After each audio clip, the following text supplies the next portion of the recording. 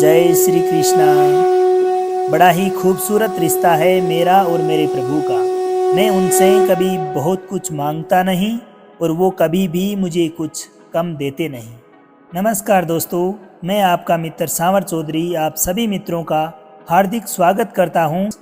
आज के इस वीडियो में हम जानेंगे कि श्रीमद् भगवत गीता जी के 9वें अध्याय से हम अपने जीवन में क्या सीख सकते हैं। आज हम बात करेंगे 9वें अध्याय से मिलने वाली सीख और सार की, बहुत ही सरल और आसान शब्दों में। दोस्तों, अगर आप इस चैनल पर पहली बार आए हैं तो चैनल को सब्सक्राइब कर नोटिफिकेशन की बेल आइकन को जरूर प्रेस करें, क्योंकि इस चैनल पर हम आपके लिए आगे भी इसी प्रकार के ज्ञानवर्धक, आध्यात्मिक और स्पिरिचुअल वीडियोज लाते रहते हैं। श्रीमद् भगवत गीता जी के 8वें अध्याय में हमने जाना कि भगवान क्या है और उनको किस प्रकार से प्राप्त किया जा सकता है, देवता कौन होते हैं, ये संसार कैसे चलता है और क्यों हमें आज ही भविष्य के लिए कठिन परिश्रम में लग जाना चाहिए। श्रीमद् भगवत गीता जी के 9वें अध्याय में आज हम जानेंगे कि भगवान की महिमा क्या है। जब हम अलग अलग देवताओं की पूजा अर्चना करते हैं तो उससे क्या होता है। क्या एक पाप करने वाला व्यक्ति पाप युक्त होकर भी भगवान की भक्ति कर सकता है, और मनुष्य जीवन का परम लक्ष्य क्या है। तो चलिए विस्तार पूर्वक जानते हैं श्रीमद् भगवत गीता जी के 9वें अध्याय से मिलने वाली सीख और शिक्षाओं के बारे में। 7वें और 8वें अध्याय में भगवान श्री कृष्ण ने भक्ति को योग प्राप्त करने का सरल साधन और योग की उत्तम पद्धति बताया है, और अब 9वें अध्याय में उन्होंने अपनी परम महिमा का व्याख्यान किया है, जिसको सुनने से विस्मय, श्रद्धा और भक्ति उत्पन्न होती है।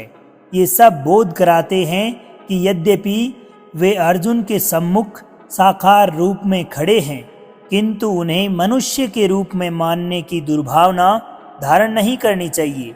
वे स्पष्ट रूप से कहते हैं कि वे ही समस्त प्राकृतिक शक्तियों के अध्यक्ष हैं और सृष्टि सर्जन के आरंभ में अनगिनत जीवों के जीवन रूपों को उत्पन्न करते हैं और प्रलय के समय वापस उन्हें अपने में ही विलीन कर लेते हैं और सृष्टि के अगले ही चक्र में उन्हें पुनः प्रकट करते हैं।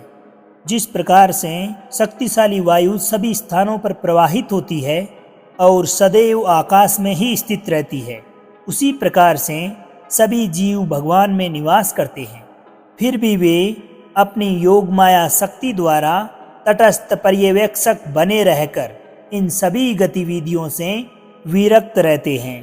केवल भगवान ही आराधना का एकमात्र लक्ष्य है। इसे स्पष्ट करते हुए भगवान श्री कृष्ण विभिन्न प्रकार के हिंदू देवी देवताओं की पूजा के मिथ्या भ्रम का समाधान करते हैं। भगवान सभी प्राणियों के लक्ष्य, सहायक, शरणदाता और सच्चे मित्र हैं।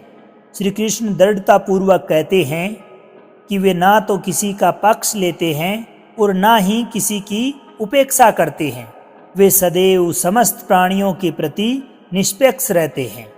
यहाँ तक कि कोई अधम पापी भी उनकी शरण में आते हैं, तब भी वे प्रसन्नता से उनको अपनाते हैं और उन्हें शीघ्र सद्गुणी बना देते हैं तथा पवित्र कर देते हैं। भगवान श्री कृष्ण एक वचन देते हैं कि उनका जो परम भक्त है उसका कभी अहित नहीं हो सकता और ना ही पतन हो सकता है, क्योंकि वे स्वयं अपने भक्तों के हृदयों में आसीन होकर उनके अभावों की पूर्ति करते हैं, और जो पहले से उनके स्वामित्व में होते हैं वे उनकी सदैव रक्षा करते हैं।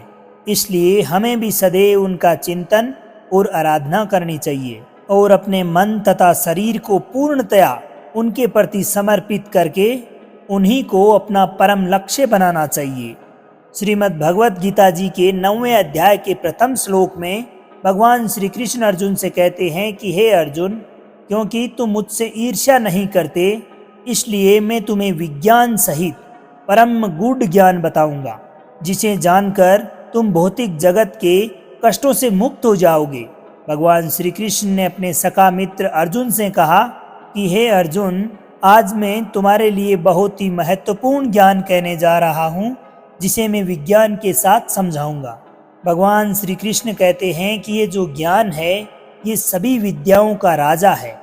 यहाँ विद्या का मतलब सामान्य शिक्षा से नहीं है दोस्तों, बल्कि ये वो विद्या है जो जिसके पास में भी अगर रहेगी वह इसी विद्या के माध्यम से उठकर परम धाम को प्राप्त हो जाएगा और उसके निर्वाण तथा मोक्ष का मार्ग प्रशस्त करती है।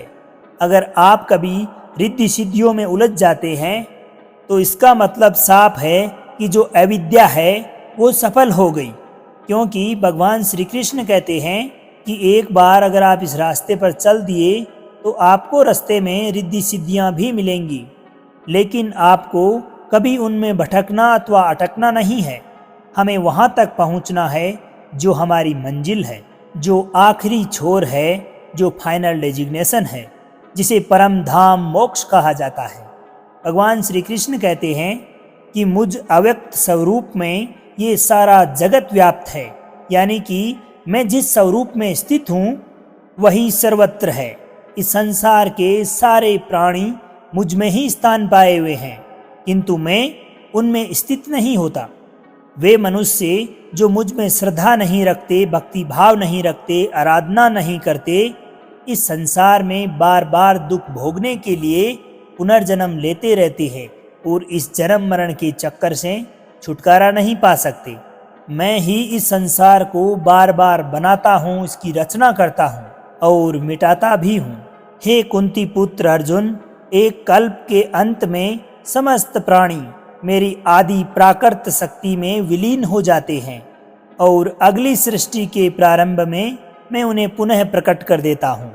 प्राकृत शक्ति का अध्यक्ष होने के कारण मैं बारंबार असंख्य योनियों के जीवों को उनकी प्रकृति के प्रभावानुसार पुनः उत्पन्न करता हूँ।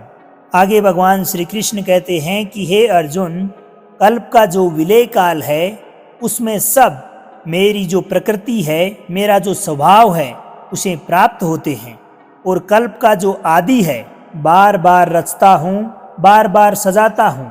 कल्प का मतलब है कि जब भगवान की दृष्टि आपकी तरफ हो जाती है, जब आपका प्रेम उमड़ आता है, जब आप उस रास्ते पर चल देते हैं और वो परिवर्तन आपके अंदर आने लगता है, तो यहाँ से वो आरंभ होती है, यहाँ से वो शुरुआत होती है।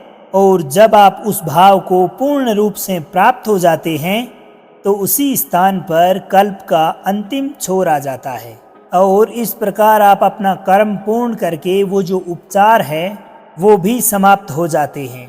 भगवान कहते हैं कि एक रचयिता तो मैं हूँ जो भूतों को कल्प के लिए प्रेरित करता हूँ, और दूसरी जो रचयिता है वो है ये प्रकृति जो मेरी ही अध्यक्षता में, मेरी ही उपस्थिति में इन भूतों को रचती है। भगवान श्री कृष्ण कहते हैं कि हे कुंती पुत्र, ये प्राकृत शक्ति मेरी आज्ञा से चर और अचर प्राणियों को उत्पन्न करती है। इसी कारण भौतिक जगत में परिवर्तन होते हैं। ये जान लो कि जिस प्रकार से प्रबल वायु, तेज गति वाली वायु प्रत्येक स्थान पर गमन करती है, प्रवाहित होती है और अंततः आकाश में जाकर स्थित हो जाती है, उसी प्रकार से इस संसार के तमाम जीव मुझ में ही स्थित रहते हैं।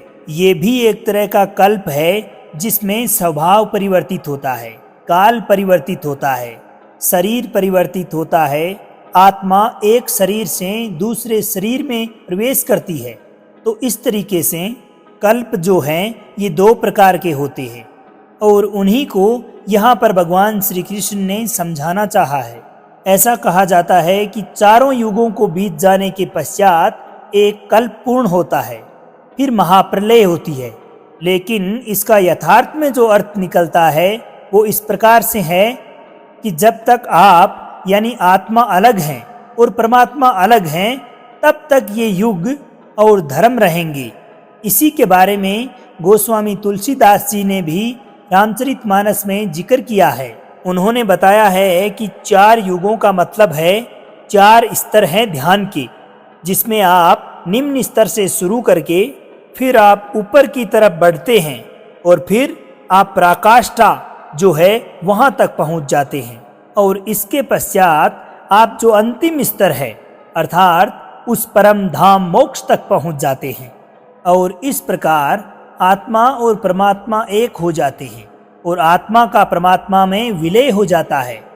आगे भगवान श्री कृष्ण कहते हैं कि मैं ही इस संसार में मनुष्यों को उनके कर्मों के अनुसार फल देता हूँ, पुनर्जन्म देता हूँ, लेकिन मुझे मेरे कर्म का बिल्कुल भी मोह और अहंकार नहीं है।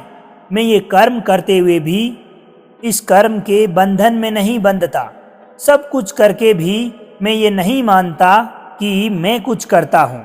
मेरी माया के जाल में फंसने वाले और मुझे नहीं समझने वाले मूर्ख लोग और बेकार की आशा में बेकार के कार्य करने वाले लोग हमेशा इसी संसार में फंसे रह जाते हैं।